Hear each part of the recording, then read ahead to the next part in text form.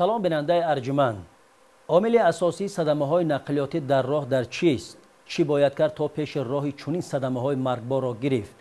با سرعت بلند راندن نقلیات حس خودخواهی است یا عامل کم معرفتی؟ این و دیگر سوال‌هایی هست که در ادامه برنامه با مهمانان از شعبه بازرسی دولتی اتومبیلی ریاست وزارت کارهای داخلی در شهر دوشنبه و روانشناسی کافدرای پسیخولوژی دانشگاه ملی تاجیکستان مورد بررسی قرار خواهیم داد.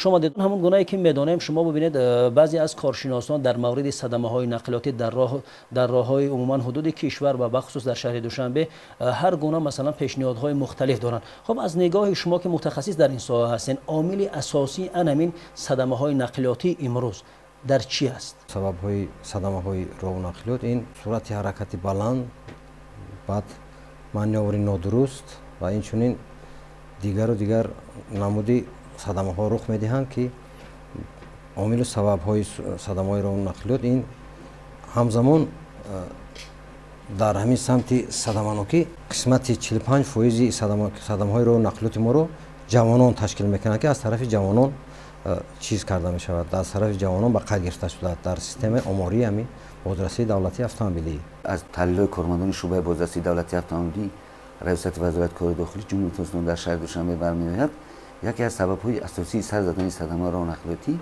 این سرعت افزایی، یعنی از مقدار مقرر گردیده زیاد نمودن سرعت حرکت در راه هنگام در روند حرکت اشتراک نمودن که از طرف بعضی از جوانان، یعنی نه اینکه جوانان نه همه جوانان به این قاعده برام که راه میدن. دوم سبب برآمدن به سمت مقابل حرکت در راه، من مخصوصا صدمه‌ای که در حدود شهر دوشنبه مخصوصا در کوچه اسماعیل سامونی که راننده اتومبیل تمغه تویوتا کمری با رقم قید دولتی 9905 هنگام حرکت با کوچه اسماعیل سامونی از سمت کوچه شیروز به طرف بیمارخانه قره‌بالا که با سرعت بی‌نهایت بلند حرکت میکرد و هنگام نزدیک شدن به چراغک پیاده‌گذاری نزدیک ورزشگاه مقابل سمت حرکتی رو با مسافه 22 متر مقابل سمت حرکتی رو میبره و با اتومبیل تمغه اوپل تحت رقم دولتی 3940 که در خط بازی ایستاده و انتظاری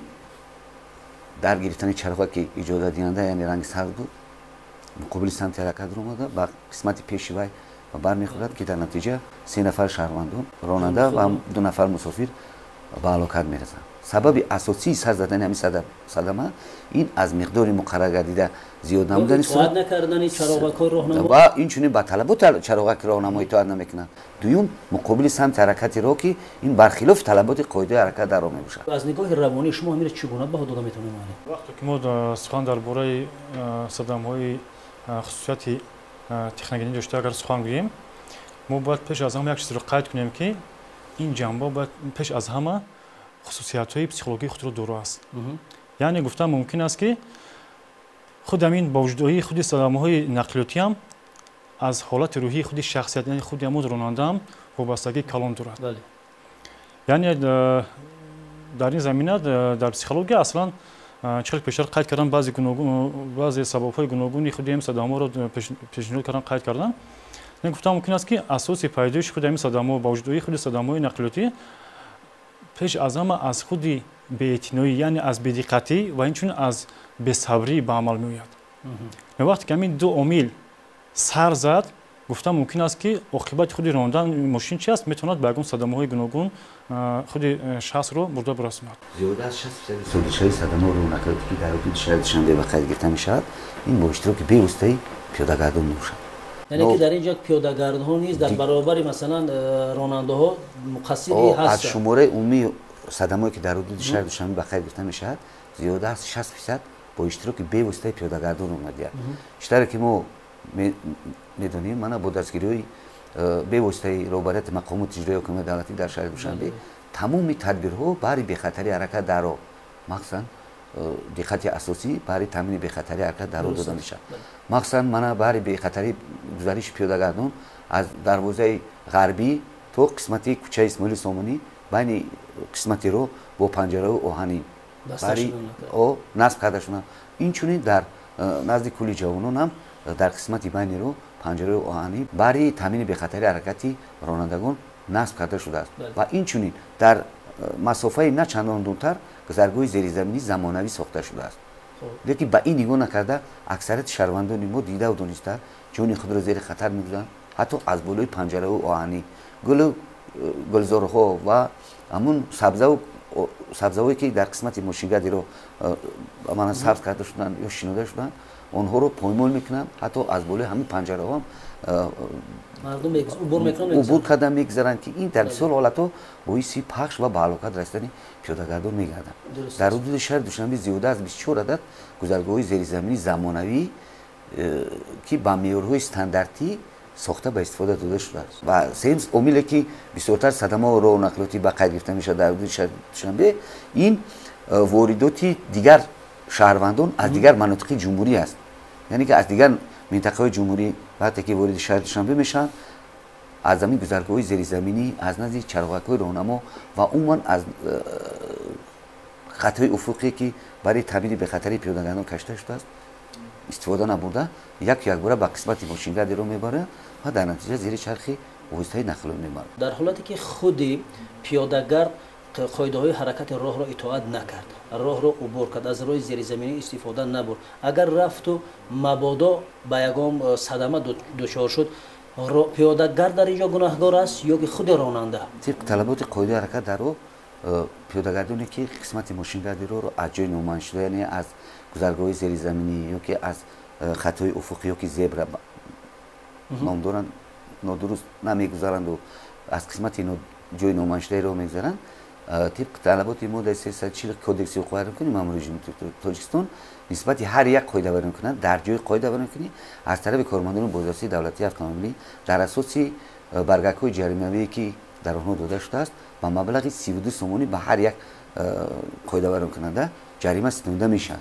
умуман то ба дар ҳамин 3 моҳи сифарӣ гашта нисбати 3438 нафар пиёдагардоне ки дар ҳақиқат ҷони худро зери хатар гузошта буданд, аз ҳамин ҷойҳои номбаркардашуда истифода набурда аз тарафи кормандони бозрасии давлатии автомобилӣ боздошт гардиданд ва нисбати онҳо ба маблағи 32 сомонӣ ба ҳар як қоидаваронкунанда ҷарима ситонида шудааст ки ин нисбат ба соли гузашта дар соли 2022 бошад 1968 нафар. дуруст аст. манзури ман ин буд ки дар ҳолат ки рафту мабодо агар ба садама рух доду ҷони он дар хатар меки ба ҳалокат расид, хуб дар ин ҳолат худи ронанда гунаҳгор карда мешавад? ба ҳар ҳол агарчи ки ронанда ба самти роҳи худ буд, дар қоидаи роҳро риоя мекард. риояи қоидаи ҳаракат дар роҳ ин маърифкунандаи маданияту фарҳанги ронандагист. вақте ки ронанда дар раванди ҳаракат дар роҳ иштирок мекунад, ҳама вақт бояд талаботу қоидаи ҳаракат дар роҳ бояд риоя кунад. агарчи ки масалан пиёдагар риоя накард, ин бояд зеҳну гӯшаш ба роҳ бошад, риоя карда шавад. ба ҳар ҳол бояд пиёдагарда роҳ диҳад. дар ин замина масъалаи ҳамин сабаб омилҳои садамаҳои роҳу нақлиёти як бор дигар қайд карда мегзарем. ҷомеаи шаҳрвандӣ дар ҳамин самт бояд ки бетараф набошанд. ҷомеаи шаҳрвандӣ бояд ки дар тамоми қишри ҷомеа бояд ки чизи хушона гузоранд, саҳми хушона гузоранд ки ҳамин пешгирии ҳамин корҳо сари вақт барои пешгирӣ кардани ҳамин ҳодисаҳо ҷомеаи шаҳрвандӣ бояд чӣ кор кунад? Саҳми хуша бигузоранд, бетараф набошад мақсада. дар ин ҷо як ишораи хуб кардаен шумо дар мавриди гуфтем ки бештар садамаҳое ки масалан на ҳама ҷавонҳо, албатта мо дар назар дорем, бештараш масалан аз самти ҷавонҳо ҳаст, яъне ки ҳолатҳои ҳамон гуна ки устодам зикр кардан, ҳолатҳои масалан хело саросимагӣ доранд, яъне таъҷил доранд ба қавле, ё намедонам ҳолатҳои шояд бошад ки ин дар қонунгузории аллакай бозрасии давлатии автомобилӣ ҳам аст, ба телефон бисёр суҳбат мекунанд, дар ин ҳолатҳо ҳам садамаҳо эҳтимол аст ба вуқӯъ пайванда. хуб дигар гуфтем ҷавонҳо. хуб барои ҳаминро бартараф кардан ва пешгирӣ аз ҳамин оё чӣ тадбирҳо аз ҷониби бозрасии давлатии автомобилӣ андешида шудааст? ягон корҳои фаҳмондагӣ, ягон рейдҳо дар ҳамин замина то садамаҳо кам карда шавад? дар муддати сифарӣ гашта баҳри пешгирии ҳодисаҳои роҳу нақлиёт аз тарафи гурӯҳи ташвиқоти таблиғотии шуъбаи бозрасии давлатии автомобилӣ раисияти вазорати корҳои дохилӣ дар шаҳри Душанбе дар барномаҳои телевизионӣ 24 маротиба, барномаҳои радиоӣ 21 маротиба, мақолаву рӯзномаҳо 7 маротиба, инчунин суҳбату вохӯриҳо дар мактабҳои таҳсилоти миёнаи умумӣ 106 маротиба, дар корхонаи нақлиётӣ 10 маротиба, инчунин дар таваққуфгоҳҳо ва охири хатсайрҳо бошад 40 маротиба суҳбату воқеиҳо доӣ карда шуданд ки ин баҳри пешгирии садамаҳои роҳу нақлиёт таъсири худро албатта мерасонанд. ҷаноби саидов, агар шумо бинед тибқи ҳисоботи шумо масалан корҳои фаҳмондадӣ ҳам хеле назаррас аст, вале чаро ки бар зами ҳамаи анамин корҳои фаҳмондадӣ ҳоло ҳам садамаҳо бештар мешавад ва масалан назорат умуман аз самти ё падару модар аст? Дар чӣ мебинед ҳаминро ки масалан ҳоло ҳам ҳаст нами сабаб? як дигар сабаби асосие ки манами боиси содир шудани садамаҳои нақлиётӣ мешавад ва аз нигоҳи мо ба чашм мерасад, ин эҳтироми ронандагӣ байни ронандагон махсусан дар пойтахт нест. яъне ки ронандагоне ки тавассути воситаҳои нақлиёти гаронарзии ҳаракат мекунанд, ин ба чашм аён аст ва ё худро нисбат ба дигар ронандаҳо як каме болотар ҳис мекунанд. яъне назари худхоҳӣ доранд нисбати дигар ронандаҳое ки автомашини онҳо масалан арзиши поёнӣ доранд. дуруст аст. дигар ин ки ҳамин падару модарҳо рафт ҳамин ба кадом корҳо, яъне ки вақте ки вай калидро ба дасти ҳам писараш медиҳанд, новобаста аз оне ки вай шаҳодатномаи ронандагӣ дорад ва муддати чандин сол аст ки дар сари чамбараке менишинад, гаштагузори фарзандони худро ба инобат намегиранд. кадом соат ба хона меяд, аз хона меравад, ҳамин чизо ба инобат аз тарафи баъзе падару модарон ба инобат гирифта намешавад, ки ин дар бисёр ҳолатҳо мано ба чунин садамаҳои вазнӣ оварда мерасонад. хуб, аз нигоҳи равонӣ шумо чӣ гуна баҳо дода метавонед дар замири ин ки масалан корҳои фаҳмондадӣ гуфтем гузаронида мешавад, вале токунун на аз тарафи донишҷӯ, на аз тарафи мактаби хонандаи мактаб масалан қоидаҳои роҳро итоат намекунанд, аз дили хоҳ ҷое ки хоҳанд роҳро убур мекунанд ва ҳамон гунае ки дар байни ронандаҳо насар мешуд ки боз ҳамин чораҷӯиҳо, ҳамин гуна раванди таълим омӯзиш зиёдтар баромада шавад. ҳалак ҳамин кор метавон ки аз синни хурдӣ, аз тарафи аз синни худи пеш аз мактаби дар боғчаҳо ин корро баромонанд хубтар аст.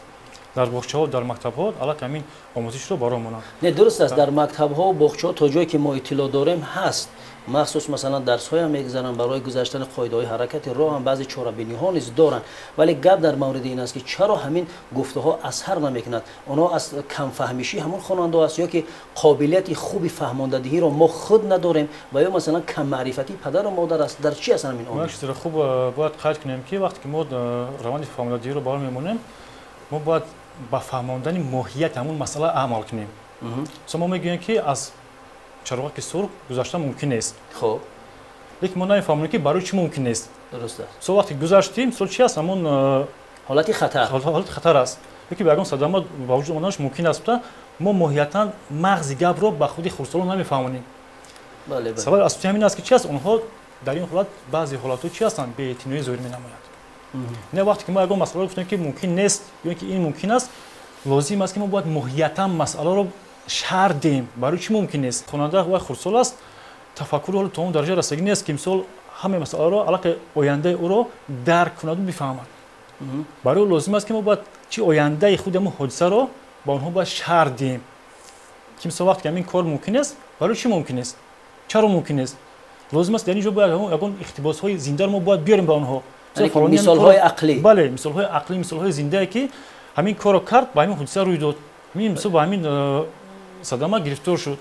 вақте чунин мисолҳои зинда вақте пеш оварда шуд, чи аст, дарку фаҳмиш чи аст, хурдсолон нисбатан дучанду сечанд ба роҳ монда мешавад. читаре ки мо медонем дар ҳудуди шаҳри душанбе 1282 азда 6 километр роҳҳои ҳастанд ки тавассути онҳо ронандагони воситаи нақлиёт ва пиёдагардон, яъне умуман иштирокчиёни ҳаракат дар роҳ метавонанд истифода баранд.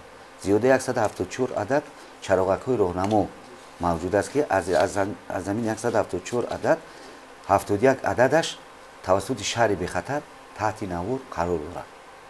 умуман садамое ки дар ҳудуди шаҳри душанбе ба қайд гирифта мешаванд, инҳо на ин ки дар чораҳое ки тавассути камераҳо навобардорӣ карда мешаванд, умуман дар чораҳое ба қайд гирифта мешаванд ки онҳо берун аз сабти навориянд, яъне ки дар ҷои ҳамин ҳодисаҳо бисёртар мешавад ки аз онҳо ронандагон истифода мебаранд.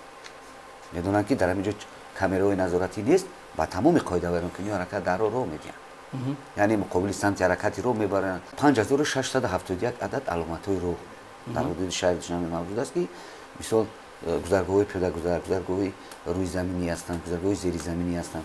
тамоми ҳамин аломатҳо мисол бар баҳри تامین بخطری هم حرکت پیاده‌گردان هم برای تامین بخطری رانندگان نصب کرده شدند. ولی متاسفانه بعضی از رانندگانی هستند که دیده و دانستند وسایل نقلیات خود در کجایی که بخوان مثلا قطار دیوم حرکت در راه میگذارن، در سر گردشون میمونن، در داخلی ایستگاه وسایل نقلیاتی مسافرکش حتی آورده میمونن که طبق طلبات قاعده حرکت در راه 15 متر باید که از زمین ایستگاه باید یکون وسیله نقلیات توقف نکنه. لیکن متاسفانه هستن حالتایی که ما چندین مرتبه توسط وسایل اخباری اوما بس همین شهروندان طرز قاعده را کنی رانندگان رو نوار گرفته بس همین شهروندان رسوندن. لیکن با این نگاه نکرده نسبت با اونی که هیئت شخصی شعبه بازرسی دولتی اتومبیلی همه روزه نسبت برطرف نمودن همین کمبودی و چوره‌اندیشی میکنن، باز هستن رانندگانی که برخلاف هم طلبات و قاعده حرکت در راه عمل میکنن، در چراغ‌های رنگ سرخ یعنی با قاعده نکنه دغل حرکت در راه میده. همه این عامل بشود به اندام آوردن میرساند به صدمه‌های نقلیاتی. هر یک عاملی که از طرف دیگر مقامات نادیده گرفته میشد این با آورده میرساند به چنین صدمه‌های وزنی نقلیاتی. درست است. و روابط شعبه بازرسی دولتی اتومبیلی ریاست وزارت کار داخلی جمهوری ترکستان در اساس نقشه چهاربینایی که از طرف سردار ریاست وزارت کار داخلی جمهوری ترکستان برای پیشگیری باش کار نمودنی قاعده میکنه دغل حرکت در که از طرف نه اینکه جهانو از طرف عموما رانندگان وسایل نقلیات مخصوصا گران ارزش که در کوچه و خیابانا با صدای بلند گوش قرار مخصوصا شبانه که وقتی که شبانه با صدای بلند آوازی یا که اسباب‌های چشمک زدن صدا دهنده گوش قرار و اسباب‌های روشن دهنده غیر استانداردی که در عمل حرکت اشتراک میکنن هر بگو چهاربینای مقصد گذرانده میشه.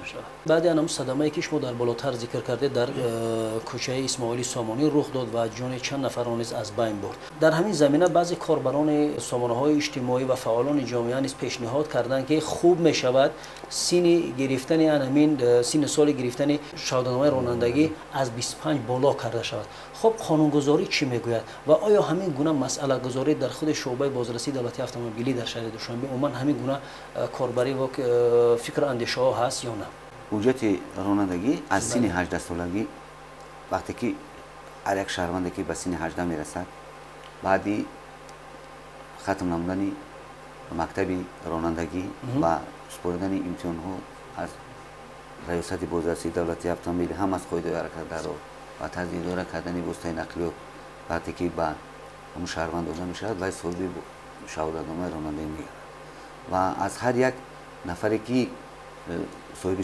شهادتنامه رانندگی میگردد حتما باید رعایت قاعده حرکت در رعایت کرده شود. یعنی که قانونگذاری معین کرده است که از سن 18 سالگی شهروند حق دارد صاحب شهادتنامه رانندگی گردد. بعدی اونی که وای مکتب رانندگی رو تمام میکنه بعد سپردن امتحانات از سنجش امتحاناتی هم از قاعده حرکت در رو از طرف شخصان مسئول ریاست بازرسی دولتی اتومبیلی و طرز اداره نمودن وسایل نقلیات وقتی که از سنجش میگذرن در اساس گذشتن میتوانند که صاحب شهادتنامه رانندگی شود.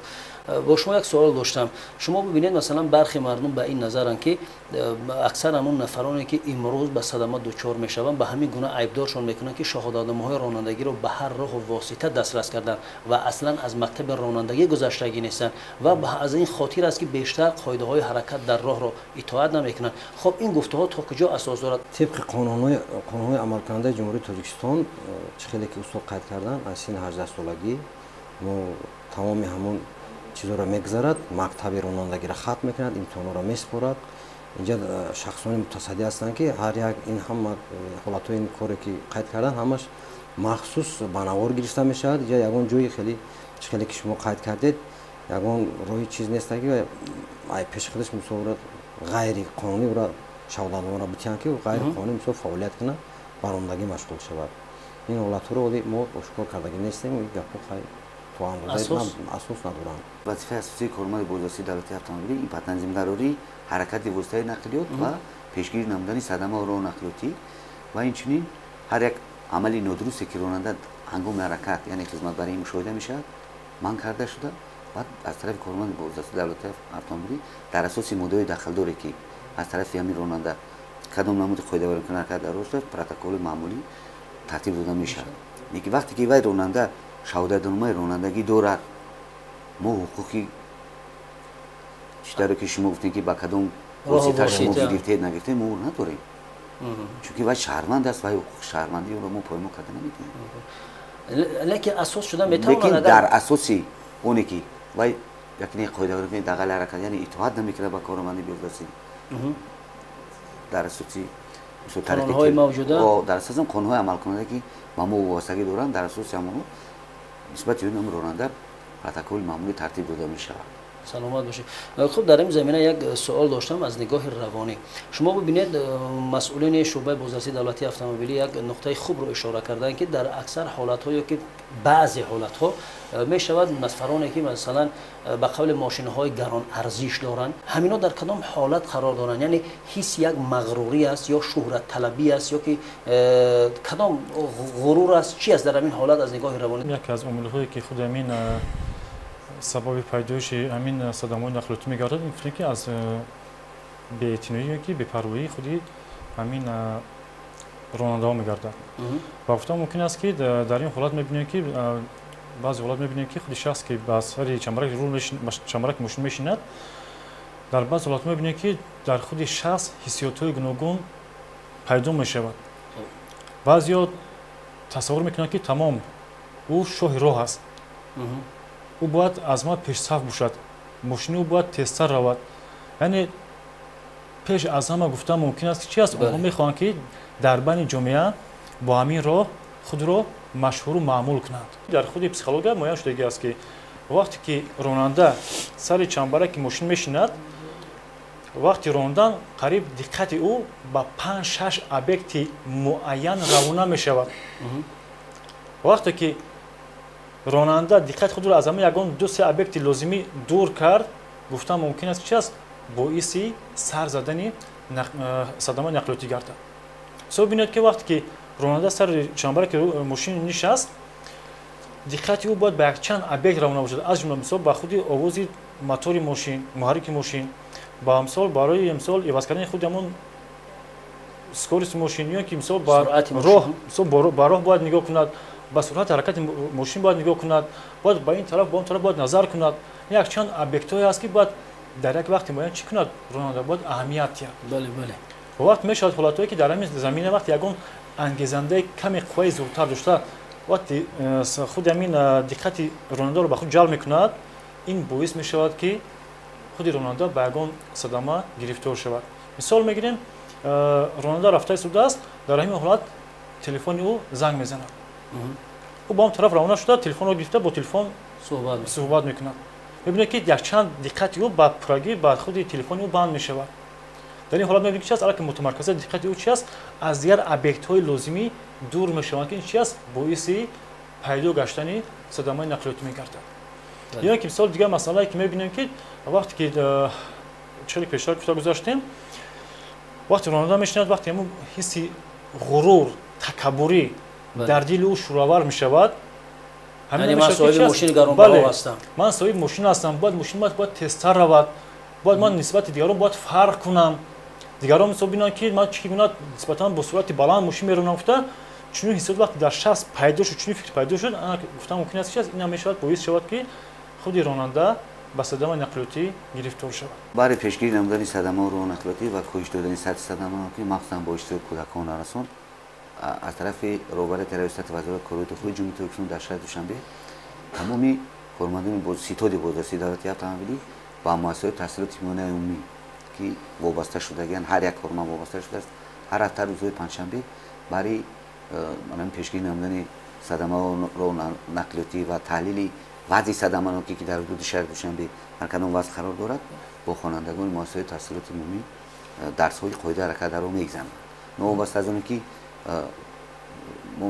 بیشتر که معلوم است در حدود شهر دوشنبه بعدی وارد شدنی 48 عدد مؤسسات تحصیلات میانه عمومی ادمای رودکی 199 عدد مؤسسات تحصیلات میانه عمومی در حدود شهر دوشنبه موجود است. وابسته به زیاد شدن شماره مؤسسات تحصیلات میانه عمومی در حقیقت سطح صدمه نوکی нисбат ба порсола каме агар коҳиш ёфта бошад ҳам, вале то ҳол ҳайати шахсии мо ба ҳамин муассисаҳои таҳсилоти умумии умумӣ рафта дар он ҷо дарсҳои қоидаи ҳаракат дароҳро мегзарманд. Читори ки мо медонем дарсҳои бисёртаи қоидаи ҳаракат дароҳ дар тамоми муассисаҳои таҳсилоти умумии умумӣ дар ҳудуди пойтахт буда гузаронида мешаванд. Дигар омиле ки боиси зиёд шудани сатҳи садаманокӣ ва зеркунии пиёдагардон мегардад, ба ҳамамо маълум аст ки ҳамин пиёдагардонҳо ҳангоме ки гузаргоҳи зериамиро истифода намебаранд, аз чароғаки роҳнамо истифода намебаранд, баъри ин аз гӯшмонакҳо бисёртар истифода мебаранд. Гӯшмонакҳоро вақте ки дар гӯш мемонад, вай ҳамон музикае ки аз дохили ҳамон телефон меяд ё ягон чиз меяд, фақат вай фикри хаёлаш дар ҳамон, ҳатто нақлиёте ки ба вай наздик меяд, ба вай умуман аҳамият надода роҳро убур мекунад. Воситаи нақлиёт дар читаре ки мо медонем дар ҳудуди шаҳри Душанбе суръати ҳаракати воситаи нақлиёт набояд аз 60 км дар як соат бошад. Вақте ки агар ино ба метр секунд агар гардонем 17 метр дар як секунд мешавад. Яъне тибқи талаботи ҳамин қоидаи ҳаракат даро вақте ки пиёдагар 1/2 метр ҳаракат мекунад, 17 метр воситаи нақлиёт масофа ҳаракат дорад. Бинобар ин дар ҳамин муддати кӯтоҳ, дар як муддати ҳамин на чандон кӯтоҳ аз тарафи ронанда якбора боз доштани воситаи нақлиёт номумкин мешавад ки дар бисёр ҳолатҳо боиси зеркунии пиёдагардонҳо мешавад.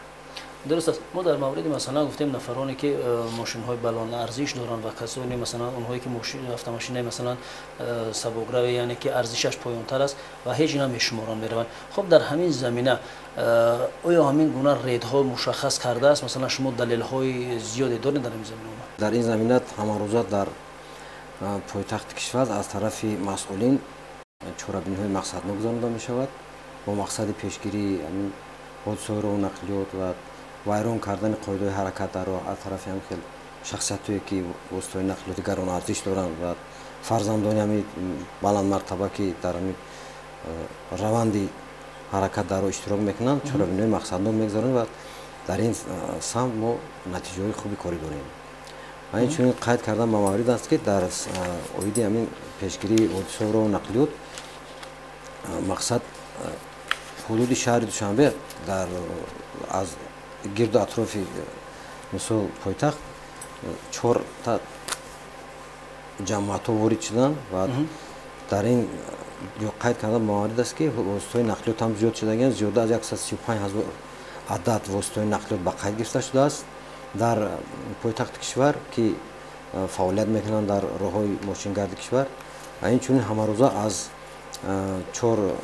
ҳамарӯза ба пойтахти кишвар аз 40 то 50 000 адад воситаҳои нақлиёт ворид мешаванд аз дигар вилояту шаҳрҳои ҷумҳурӣ, ки ин ҳам халалдор мекунад ҳаракати нақлиёта, интизоми нақлиётро коста мегардонад. ба ҳамин мақсад аз ҷомеаи шаҳрвандӣ мо эҳтиромона хоҳиш мекунем ки дар ҳамин ҷода мақсад бетараф набошанд, яъне ки дар ҳамбастагӣ бо шумо дар ҳамкорӣ бошанд. бале, барои он ки мақсад дар он аст ки ҳудуди хизматбарӣ ниҳоят ҳам калон шудагӣ аст, воситаҳои нақлиёт зиёд шудагӣ аст дар пойтахт, бояд ки бетараф набошад ҷомеаи шаҳрвандӣ. мисоли оддим дар ҳамин ҷизгоҳи нақлиётӣ мисол мебарад мошинша мемонад дар дуюм сеюм қатор ҳамин шаҳрванд метавонад ҳуқуқ дорад ки мисол ба навор бигирад, акс бигирад, дар ҳамон сомонаи мо фарқ шуяд ки ин хел рақами давлатӣ ҳамин тамғаи воситаи нақлиёт ҳамин қоидаро вайрон кардааст ки ин барои беҳбудии кор аст. ё ин ки мисол суръати ҳаракати баланд қад, ё ин ки чӣ қадр устод қайд карданд ҳодисаи марговаре ки кӯчаи Сомонӣ рух дод, ба муқобили самти ҳаракат мебарояд, суръати ҳараката баланд мекунад, манёври нодуруст мекунад.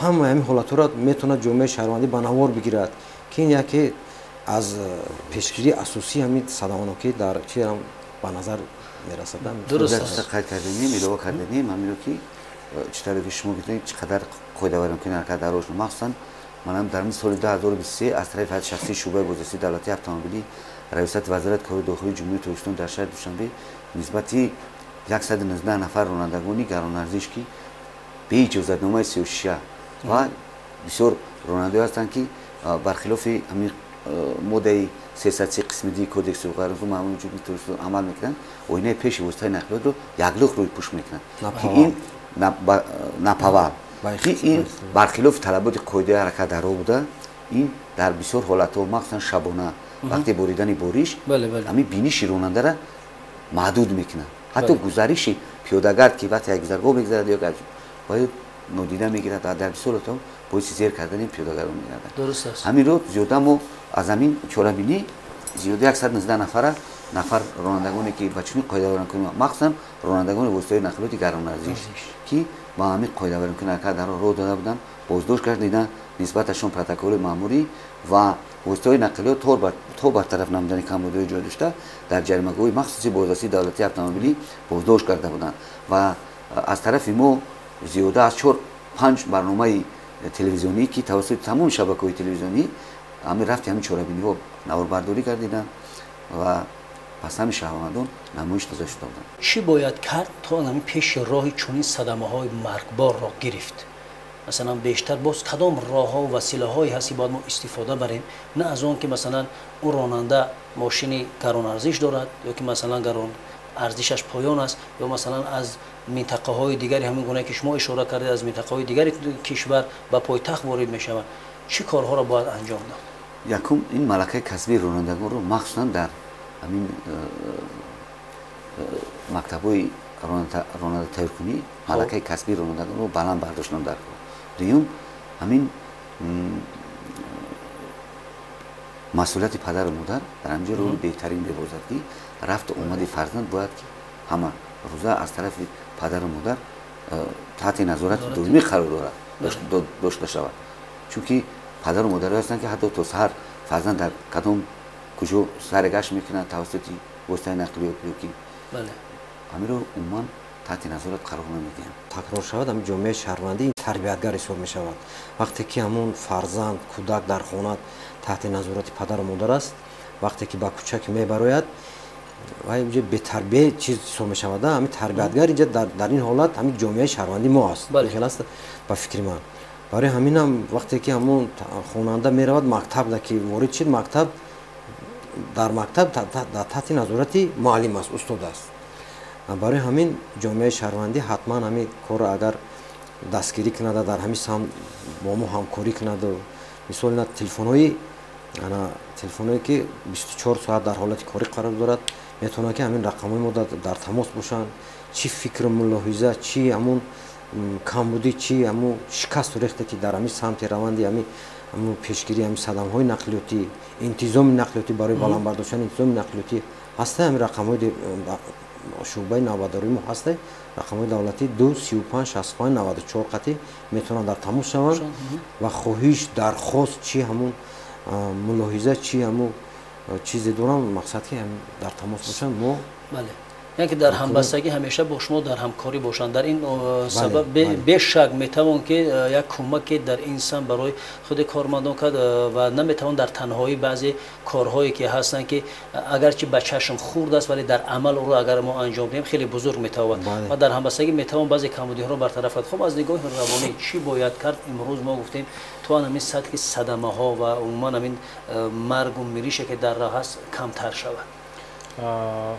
پیش از اونی که خود همین برای کم کردن سطح خود صدمانوکی لازم است که تعلیم و تربیه چی خود رانندگان و چی پیاده‌گردان بیشتر و بیشتر برای مونده شود و بعدا دیگرش این که پیش از اونی که خود شخص به سر چنبرک ماشین می‌نشیند لازم است که او باید خود را از نگاه پسیخولوژی آماده نماید.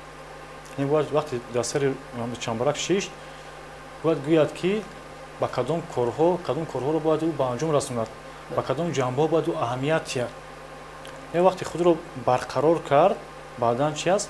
با راندن ماشین روانه شود. در ساختار شما برای نظارت راه و نقلیات کارمندان به طوری باید شاید بسندگی میکنند میرسد یا نه؟ در این سمت از طرف شعبه بازرسی دولتی اتومبیلی رئیست وزارت کارهای داخلی در شهر دوشنبه کارمندانی که نه به کار قبول میشوند همچون کارآموز قبول کرده می شود و مدت معین متخصصان سوهای ما سفر بر کرده می شود برای درست از خود کردن تمام همون قانون‌های عمل کننده، فرمان و دستور عمل‌هایی که به خطر حرکت را با تنظیم دارد. بعد از همین چورابینا را که گذراندن همین کارآموزی را که به اتمام رساند از طرف مسئولین ساحه امتحان گرفته می شود و پس از این بعد کاری همه روزه اجازه داده می شود که تا اینکه و تامین بخطری حرکت مشغول شود. تاکسی‌های جمعیتی که امروز مسافربر هستند بیشتر مشاهده می شود که اونها به قول شبانه روز فعالیت میکنند، یعنی که حالت خسته عصب خستگی میتواند به صدمه دچار شود. بله شما درست قید کردید. این عاملی که شما قید کردید البته به صدمه‌نوکی تاثیری سخت میرسوند. مقصد اینجا هست جمعیتی که به مسافربری مشغول هستند. در این جمعیت ها مخصوص هم خیلی کارمند جدا شدگی متخصص در سمت تامین بخطری حرکت در راه اینچنین با واسطه نقلیاتی مخصوص جهازانده شده است برای همین پیشبری همین کاری همون جمعیت. و بعد همین از طرف همین کارخانه و جمعیت های مسافربر همین کار بسیار در سطح پست قرار دارد. همین کاربری کارمندی هست که با تامین بخطری حرکت همون چیزی که با اصطلاح بده میگن در همین جمعیت ها همین کارو در سطح نهایت هم پس تشکیل کرده گیرن، چون که هر یک جمعیت اگر که مثلا کاری خودش اجرا کند و همون جمعیت مثلا همون کارمند تامین بخطری حرکت به همون واسطه نقلیش برآمده کاربری کند، مثلا همون راننده را پیشکی آگاه کند که در حالت مثلا زیاد فعالیت کردن با مسافربری مشغول شدن و مانده شوی مقصد که پیشگیری همین کار را ممکن گرفتن. بعد طبق آمار و طبق تحلیل آماری ما تحلیل صدمه‌های راه و نقلیات زیاده از 70% حادثه‌های راه و نقلیات از طرف تاکسی‌های مسافربر و خط گرفته شدن. از همین لحاظ از همون کارمندان همین جمعیت ها احترام خواهش کرده می شود که وقتی که راننده را به کار قبول میکنند با حیث راننده تاکسی مسافربر باید همه طرفه با آموزانند و آموزش کنند که باید در کدام صف قرار دارد.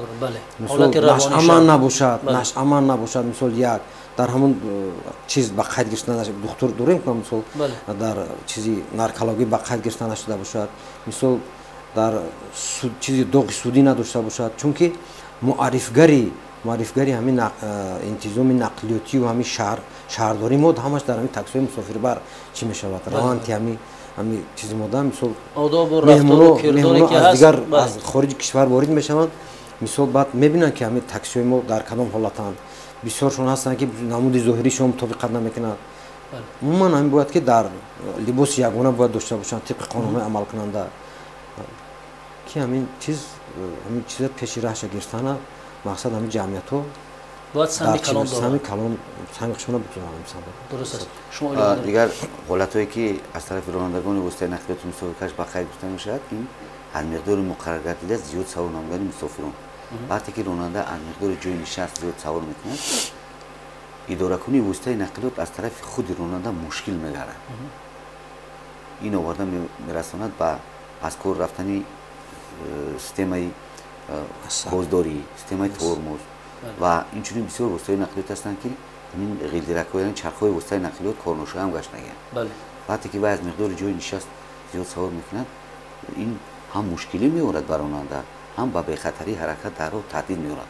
بسیار نفرانی هستند که در همین داخل چونین شهروندان ما بسیار هستند تمام نمود قشری جامعه از این واسطه نقلیات استفاده میبرند، لیکن بعدی که از مقدار جای نشست زیاد سوار میکنند حتی یک نفری نیست که با همین کارمندان بازرسی یا که با همون تلفن چخیلی که گفتن تلفن طریق باوری زنگ نمیزنن که من واسطه نقلیات دنبال کردم من از زیاد جای نشست مثلا آدم زیاد سوار کرد که در چندین چورا همین علاقمندی یعنی که همین باید بین همین جامعه شهروندی و کارمندانی مخصوصا بازرسی دولتی اتومبیلی هست، لیکن همین رو جانو کردن در کو چون که هر یک شهروند میتواند هر یک قاعده ویرانگری که از طرف این اون راننده میشه میتونه توسط تلفن نوار گیرد با همین تلفن باوری ما میتواند که ثبت نوار ارسال کنند در اساس همون ارسال هم ما عکس‌های گرفته شده در اساس عکسایی که از طرف اون گرفته میشه راننده توسط ما بازداشت میگرده و نسبت راننده در اساس قاعده ویرانگری که از طرف این راننده کرده شده است چراهای مشخص دیده میشه که این به نهایت تأثیری مثبت میرساند برای پیشگیری نمودن چنین صدمه‌های راه نقلیات. و یک چیز رو قید کردن است که بسیار شهروندانی هستند که در داخل همین چنین نقلیات می‌نشینند راننده به صورت به نهایت بلند میره حتی یک دیگر رو پایگاه میکنه لیکن سبقت در بی‌طرف بین است. جامعه شهروندی بی‌طرفی ظاهر ظاهر میکنند میکنند که بی‌طرفی باید بی‌طرفی روز میآورد با چنین صدمه‌های ناخوش گرفتار ناخوشی می‌کنند. نقلیاتی مقطع وارد می درست است. و تمام شهروندان احترام را خواهش میکنیم که هنگامی دچار شدن با چنین حالت‌ها میتوانند توسط تلفن باوری با شعبه بازرسی دولتی اتومبیلی ریاست وزارت کارهای داخلی جمهوری تاجیکستان مراجعت کنند. ما همه وقت دستگیری آنها میشیم. سلامت باشید. خب موافقن این معیارهایی که امروز معین شده است، راننده باید در چند ساعت در سر چنبرک باشد که از اون زیاد سیستم عصبی اون مثلا برداشت نمیکنه دیگه، ممکن است اجازه نیست که در سر چنبرک بشینند. هستم خیلی باید 8 ساعت همین آدم باید 8 ساعت ارگانیسمش دم بگیره. 8 ساعت باید معتدل که مثال میگیرم من تیپ میخواد 8 ساعت باید که 8 ساعت باید که ارگانیسم دم بگیره. لیکن راننده وقتی که با صدمه بسیار حالتایی بودن که وقتی که ما صدمه راه نقلیاتی رو به خود میگیریم اومده از قفوی اتوبوس همین وقتی که باید مونده میشه خواب میبرد. بله. باید اداره عصب مونده میشه باعث سوزش صدمه راه نقلیاتی میشه. چی اونا باید کرد که سطح صدمه‌های نقلیاتی پستر گشت؟ ما چیز رو باید پیش از همه قطع کنیم که چهل پیشتر گفتن داریم با مسئله اونه که مقدار معیار معینی که خودمون راننده چی قدر مقدار ساعت باید در سر چنبرک ماشین باشد. یعنی در اینجا گفتم ممکن است که اصلا در خود همین در تحقیقات‌های پسیکوفیزیولوژی اصلا خود همین دوام روز رو یک شبانه روز رو به سه تقسیم کردند. اگر 24 ساعت باشد یک شبانه روز، 8 برای کار فعالیت مهنتی کردن، 8 برای مثلا خوراک خوردن، سیر و گشت کردن، یگان استراحت دیگر کردن و 7-8 ساعت دیگر برای خواب رفتن جدا کردن. این برای اینکه خود شخص هم جسماً هم روحاً سالم باشد باشی باید از روی معیار معین عمل و دیگرش این که وقتی که شخص از معیار زیاد نسبتاً زیاد بر زیاد کار فعالیت میکند سال در شب روز 10-12 ساعت یا اینکه یگان انگیزنده گوناگون باعث تغییر دادن خود حالت روحی خود شخص میگردد. در این زمینه گفتم ممکن است که وقتی شخص با حالت نسبتاً اگریسی است بدخشمی قرار میگیرد یا در حالت نسبتاً اضطراب است. در این زمینه گفتم ممکن است که چی است باعث تغییر یافتن خود حالت روحی و جسمی شخص میگردد. بله. وقتی شخص در حالت بدخشمی است یا اینکه در حالت نسبتاً افسردگی است، ماندگی است یا اینکه در حالت اضطراب است، در اینجا اثبات شدگی است که قریب متمرکزیت و تقسیمات دقت قریب یک چند درجه چند فیصد پایین‌تر میشود، پستر میگردد. بله. یا اینکه باز معین کردگی هستند که در حالت بدخشمی یا در حالت نسبتاً اضطراب یا در حالت نسبتاً ماندگی، افسردگی خود همین کارشویی خود ادراک و تفکرش میشود یک چند درجه پسیوتر میگردد. یعنی باعث میگردد که چی است خود راننده با بدقتی و به اهمیتی روانه شده باعث سر زدن صدمه‌های نقلیاتی بگردد. تشکر. خب واقعا هم همون گونه‌ای که شما ذکر کردید در بالا قید کرده گذاشتید، کار کردن جامعه شهروندی در همبستگی با عموما میلیسیا خیلی نتیجه خوب هم داشت و باوری دارد. همون گونه که روانشناس محترم گفتن همیشه باید پیش از آنی که ما در سر چنبرک می‌نشینیم باید هوش و ذکر و گوشمان در راه باشد و باید که خود و آینده دیگران نیز در نظر داشته باشیم. تشکر از اون که با این چند لحظه با ما بودید. بینندگان ارجمند یادآور می‌شویم که ما صحبت داشتیم با نمایندگان شعبه بازرسی دولتی اتومبیلی ریاست وزارت کارهای داخلی در شهر دوشنبه و روانشناس شعبه پسیکولوژی دانشگاه ملی تاجیکستان که صحبت ما نسبت وابسته به عامل‌های سر زدن صدمه‌های نقلیاتی در راه‌های شهر دوشنبه. اینجا برنامه ما با آخر میرسد تا برنامه دیگر خوب و خوش میمونه.